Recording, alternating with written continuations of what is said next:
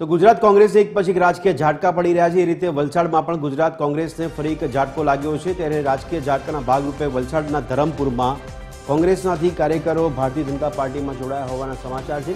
ધરમપુર શહેર કોંગ્રેસ પ્રમુખ બીજેપીમાં જોડાયા છે। ધરમપુર શહેર કોંગ્રેસ પ્રમુખ મુકેશ આહિરે બીજેપીનો ખેસ ધારણ કર્યો છે। તો મુકેશ આહિર સાથે બીજા 20થી વધુ કાર્યકરો ભારતીય જનતા પાર્ટીમાં સામેલ થયા છે। મુકેશભાઈ આહિર છેલ્લા 2 ટર્મથી ધરમપુર નગરપાલિકાના કોર્પોરેટર રહી ચૂક્યા છે। ધરમપુર શહેર કોંગ્રેસ પ્રમુખ અને છેલ્લી 2 ટર્મના કાઉન્સિલર મુકેશભાઈ લાલાભાઈ આહિર તેમના 80 થી 100 સમર્થકો સાથે ભાજપમાં જોડાયા છે।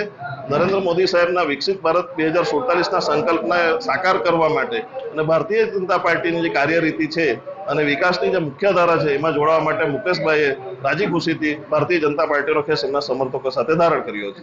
ભારતીય જનતા પાર્ટી ધરમપુર શહેરનો વ્યાપ વધશે અને આવા યુવા કાર્યકર્તાઓ જોડાવાથી પાર્ટી મજબૂત થશે।